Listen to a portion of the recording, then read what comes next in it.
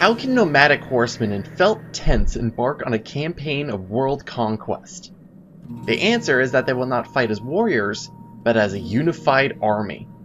And this army was under the rule of Genghis Khan, founder of the Mongol Empire, which became one of the largest empires in history.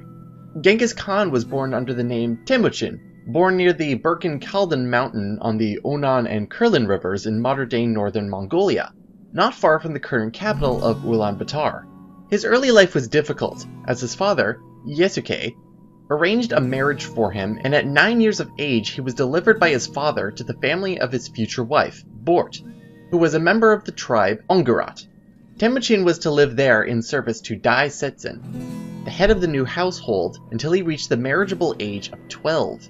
It was around the age of 16 that Temujin did marry Bort, in order to cement alliances between their respective tribes.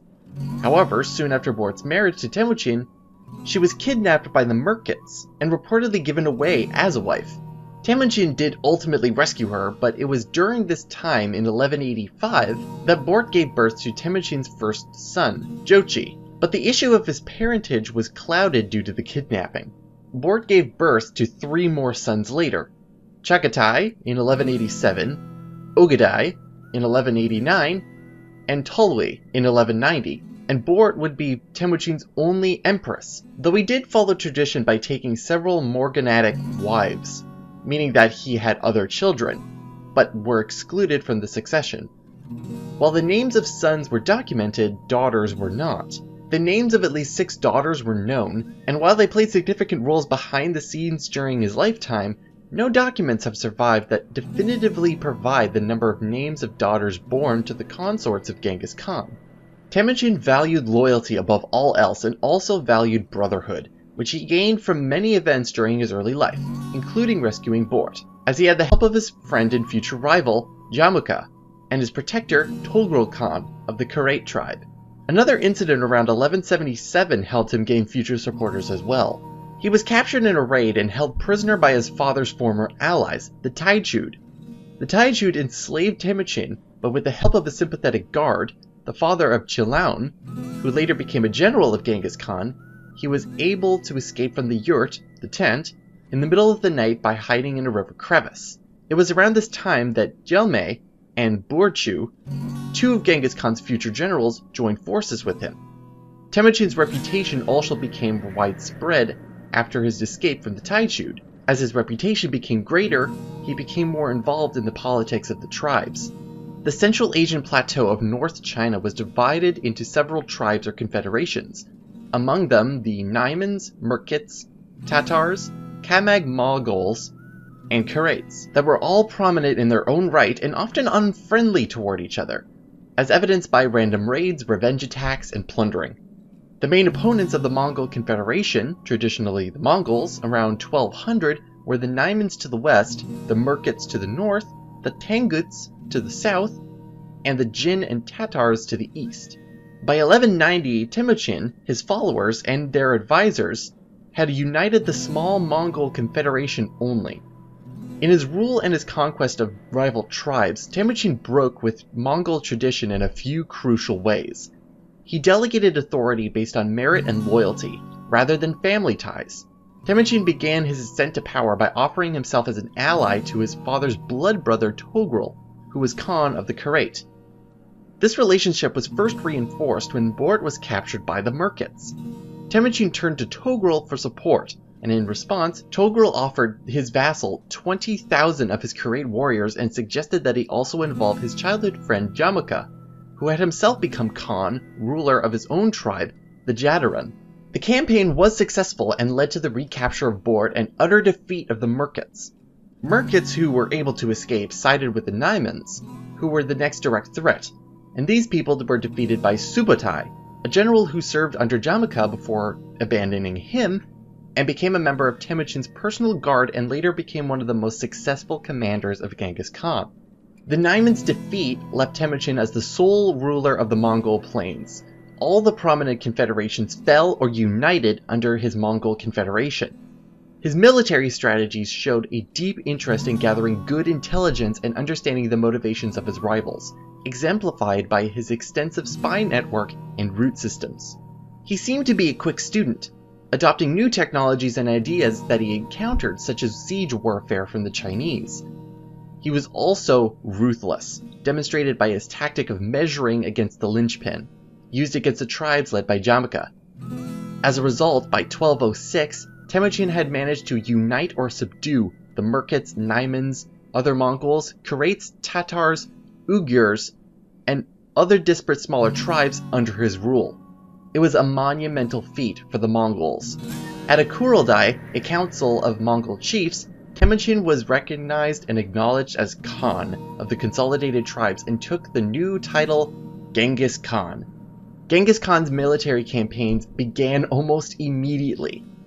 During the 1206 political rise of Genghis Khan, the Mongol Empire created by him and his allies shared its western borders with the Western Xia dynasty of the Tanguts, and to the east and south was the Jin dynasty. Genghis Khan organized his people, army, and his state to prepare first for war with Western Xia, which was close to the Mongolian lands. He correctly believed that the more powerful young ruler of the Jin dynasty would not come to their aid. When the Tanguts requested help from the Jin dynasty, they were refused. Despite initial difficulties in capturing its wealth-defended cities, Genghis Khan managed to force the emperor to submit to vassal status. Genghis Khan then turned to conquer the Jin dynasty in 1211. The commander of the Jin dynasty made a tactical mistake in not attacking the Mongols at the first opportunity.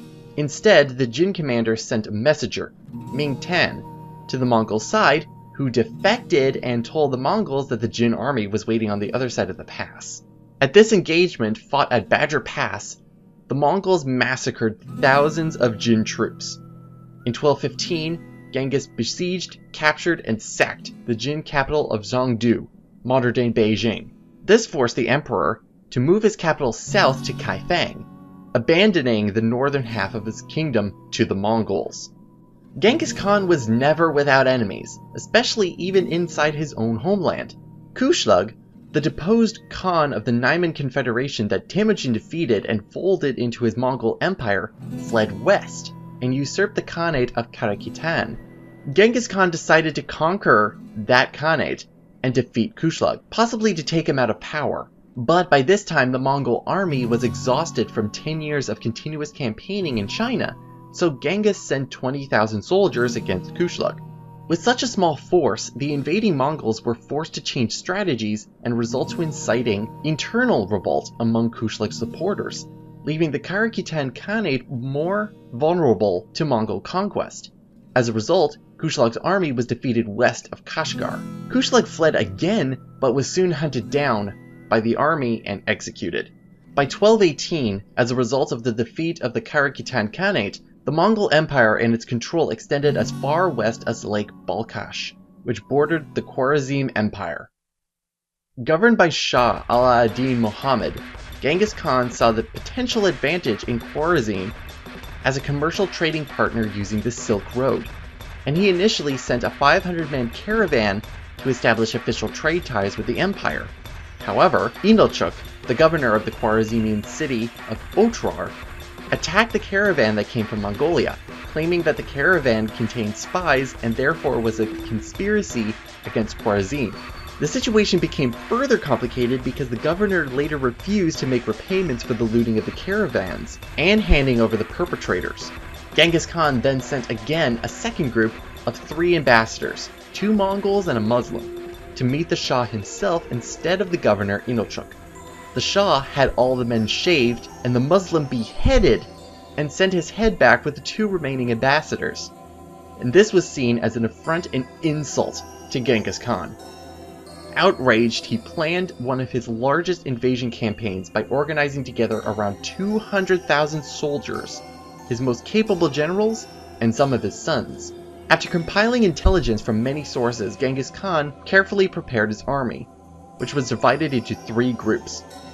His son Jochi led the 1st Division into the northeast of Khwarezm. The 2nd Division, under Jubei, marched secretly to the southeast part of Khwarezm to form, with the 1st Division, a pincer attack on Samarkand. The 3rd Division, under Genghis Khan and Tolui, marched to the northwest. The Shah's army was split by diverse internal disquisitions, and by the Shah's decision to divide his army into small groups concentrated in various cities. This fragmentation was decisive in Khwarezm's defeats, as it allowed the Mongols, although exhausted from the long journey, to immediately set about defeating small fractions of the Khwarezm forces. Instead of facing a united defense, the Mongol army quickly seized the town of Otrar, relying on superior strategy and tactics. Genghis Khan ordered the wholesale massacre of many of the civilians, enslaved the rest of the population, and executed Inalchuk by pouring molten silver into his ears and eyes, as retribution for his actions. The Mongols' conquest, even by their own standards, was brutal. After the capital Samarkand fell, the capital was moved to Bukhara by the remaining men, while Genghis Khan ordered 2 of his generals and their forces to completely destroy the remnants of the Khwarezm Empire, including not only royal buildings, but entire towns, populations, and even vast swaths of farmland. According to legend, Genghis Khan even went so far as to divert a river through the Khwarezm Emperor's birthplace, erasing it from the map. After the fortress fell, Genghis supposedly reneged on his surrender terms and executed every soldier that had taken arms against him at Samarkand. The people of Samarkand were ordered to evacuate and assemble in a plain outside the city, where they were killed and pyramids of severed heads raised as a symbol of victory. The city of Bukhara also fell swiftly, and Genghis Khan had the city's surviving population assemble in the main mosque of the town, where he declared that he was the flail of God, sent to punish them for their sins. After the defeat of the Khwarezm Empire in 1220, he gathered his forces in Persia and Armenia to return to the Mongolian steppes. Under the suggestion of Subutai, the Mongol army was split into 2 forces. Genghis Khan led the main army on a raid through Afghanistan in northern India towards Mongolia, while another 20,000 marched through the Caucasus and into Russia under generals Jubei and Subutai. The Mongols destroyed the kingdom of Georgia, sacked the Genoese trade fortress of Kaffa in Crimea, and overwintered near the Black Sea. Heading home, Subutai's forces attacked the allied forces of the Kuman Kipchaks and the poorly coordinated 80,000 Kievan Rus troops, with the Russian princes suing for peace, which was agreed, and Subutai was ultimately called back to Mongolia. It was by this time, in 1227, that Genghis Khan had reached old age, and in August, during the fall of Yinchuan, the capital of Western Xia, Genghis Khan died. The exact cause of his death remains a mystery, and is variously attributed to being killed in action against the Western Xia, illness, falling from his horse, or wounds sustained in hunting or battle. Years before his death, Genghis Khan asked to be buried without markings, according to the customs of his tribe. After he died, his body was returned to Mongolia, and his resting place was concealed. His conquest continued without him, however, as Ogadai, his 3rd son, was named the 2nd Great Khan, and continued the expansion that his father had begun, and was a world figure when the Mongol Empire reached its farthest extent west and south during the invasions of Europe and Asia. Between 1232 and 1233, Kaifang fell to the Mongols under the reign of Genghis' 3rd son, Ogadai Khan. The Jin dynasty collapsed in 1234, after the siege of Kaiju. Mongol armies pushed into Persia as well, finished off the Chijia and the remnants of the Khwarezm, and came into conflict with the imperial Song dynasty of China, starting a war that lasted until 1279, and that concluded with the Mongols gaining control of all of China. The lineage of Genghis Khan continued long after his death, preserving control over conquered territories. For instance, Genghis Khan's grandson, Batu Khan, returned to the Russian states to conquer Volga Bulgaria and Kievan Rus in 1237, concluding in 1240, and establishing the Golden Horde, which, while changing throughout the years, occupied Russian lands for centuries, up until the beginning of the 16th century, but their influence remained in khanates that persisted all the way up to the mid-19th century. However, it can be argued that the last great Khan, was Genghis' other grandson, fourth son of Tolui, Kublai Khan, who made great advances into China. Kublai Khan's reign was during the time that disunity was beginning to appear in the empire. Kublai Khan's real power was limited to China and Mongolia, and in 1271 he established the Yuan dynasty, which ruled over present-day Mongolia, China, Korea, and some adjacent areas, and assumed the role of Emperor of China. By 1279, the Yuan forces had overcome the last resistance of the southern Song dynasty, and Kublai Khan became the first non-Chinese emperor to conquer all of China. He was also the only Mongol Khan after 1260 to win new conquests. The conquest of Genghis Khan had major implications of the land that were conquered, and influenced many areas, especially Russia, who at the time of the Golden Horde were so scattered that they did not have a unified identity of their own. Genghis Khan's expertise mentally for warfare was so strong in order to rally nomads together under one banner, and changed the lives around them like the flip of a coin, leaving behind a strong legacy that can be compared to other great individuals in all of history, ancient, medieval, or modern.